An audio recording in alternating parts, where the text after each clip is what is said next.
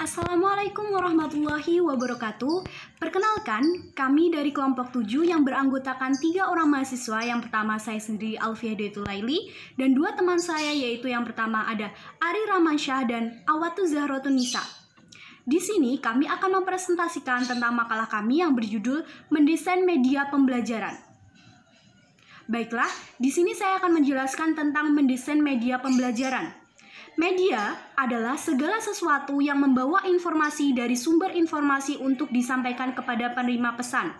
Sedangkan desain adalah pengembangan pengajaran secara sistematik yang digunakan secara khusus teori pembelajaran untuk menjamin kualitas pembelajaran. Jadi, dapat disimpulkan, desain pembelajaran adalah praktek penyusunan media teknologi komunikasi dan isi untuk membantu agar dapat terjadi transfer pengetahuan secara efektif antara guru dan peserta didik. Proses ini berisi penentuan status awal dari pemahaman peserta didik, perumusan tujuan pembelajaran, dan merancang perlakuan yang berbasis untuk membantu terjadinya transisi. Idealnya, proses ini berdasarkan pada informasi dari teori belajar yang sudah teruji secara pedagogik dan dapat terjadi hanya pada siswa, dipandu oleh guru atau dalam latar berbasis komunitas.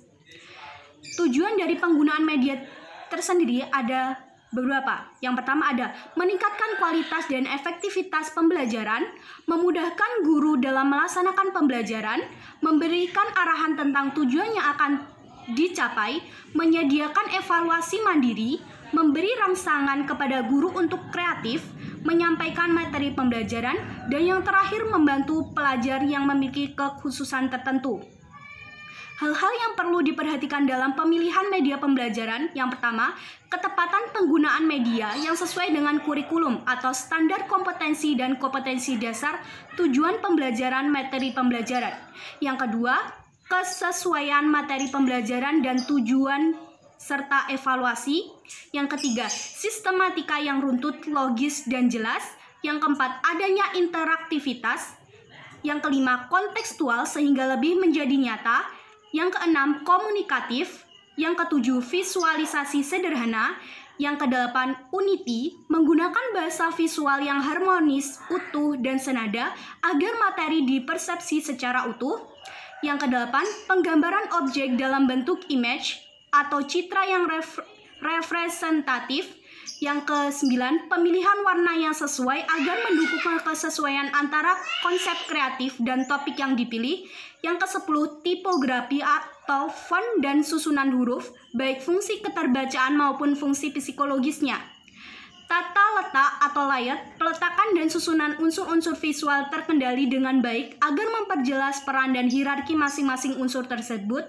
Yang selanjutnya, unsur visual bergerak atau animasi atau movie untuk memvisualisasikan dan mengilustrasikan materi ajar secara nyata. Dan yang terakhir adalah navigasi atau ikon yang familiar dan konsisten agar efektif dalam penggunaannya. Aspek penting lainnya, penggunaan media adalah membantu memperjelas pesan pembelajaran. Informasi yang disampaikan secara lisan terkadang tidak dipahami seutuhnya oleh siswa, terlebih apabila guru kurang cakap dalam memperjelas materinya.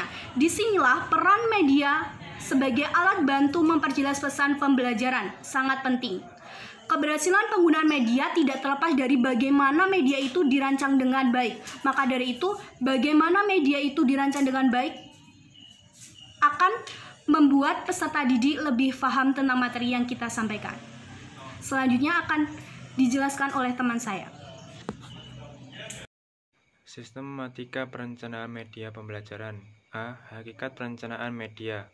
Dilihat dari pengadaan media dapat langsung digunakan. Begitu juga media yang sifatnya alamiah yang tersedia di lingkungan sekolah juga termasuk yang dapat langsung digunakan.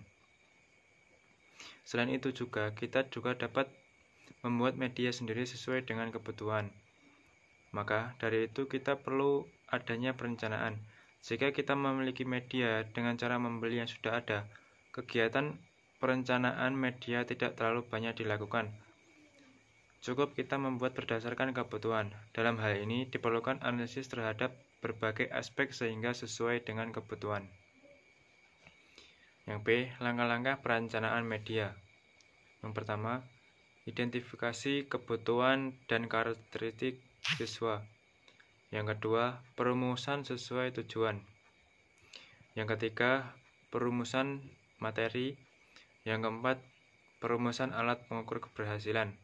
Yang terakhir, kelima, penulisan garis besar program media GBPM. Assalamualaikum warahmatullahi wabarakatuh.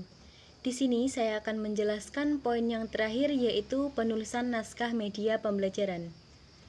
Naskah program media merupakan bentuk penyajian instruksional berupa teks, gambar, dan suara, serta sebagai penuntun dalam memproduksi program media.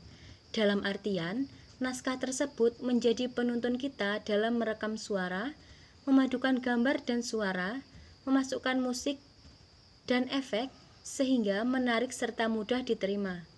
Selain itu, naskah menjadi pedoman bagi pengguna dan terutama pembuat program.